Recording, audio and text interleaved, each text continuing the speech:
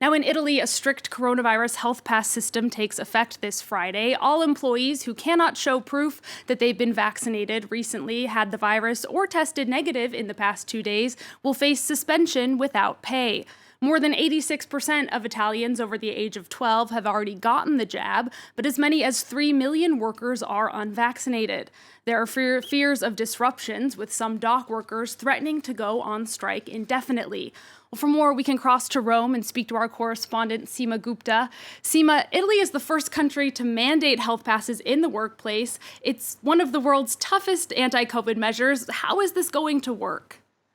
Well, you're absolutely right. It's a really tough measure and it's affecting the entire workforce, both public as well as private sector.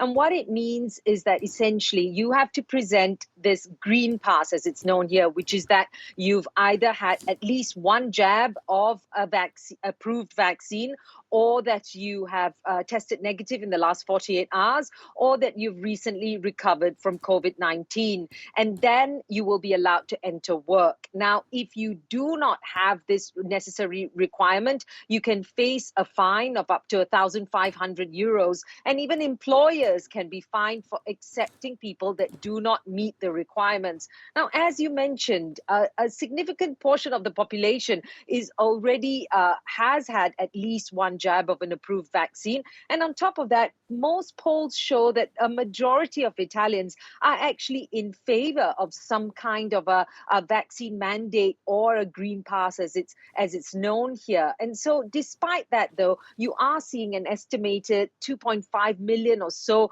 out of the 23 million that will make up the workforce here in Italy who do not have a vaccine or need to get tested to appear for work. So now the decision to do such a thing by the government was to avoid further lockdowns, to make sure that everyone is vaccinated, because there is also concern about the impact on the economy.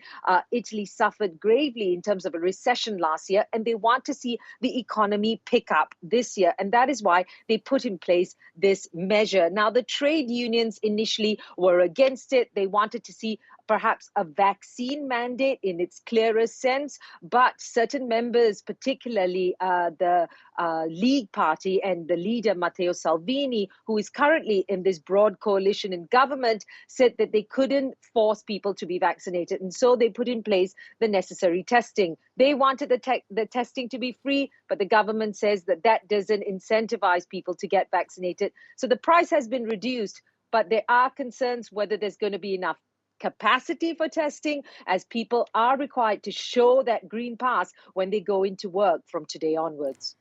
And Seema, free tests were offered to some dock workers, but they still plan to strike. What sectors do we expect to be the most impacted by this? Yes, you're absolutely right, particularly in the port in Trieste. Those workers saying that they don't feel that this is fair.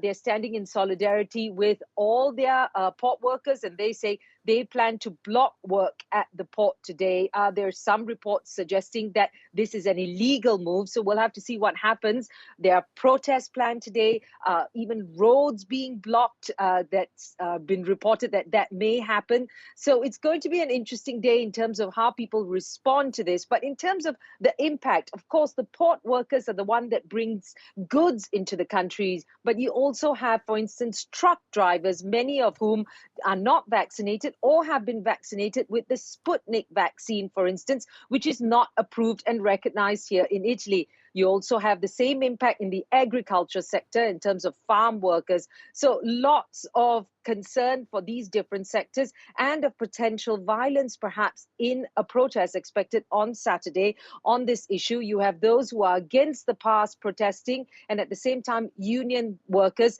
preparing a rally against fascism in Rome tomorrow, because certain sectors of a protest earlier this week were infiltrated by neo-fascist groups. So it'll be an interesting time to see how this measure goes into place. And you will, of course, be following how it unfolds for us. Seema Gupta, thank you very much for that update from Rome.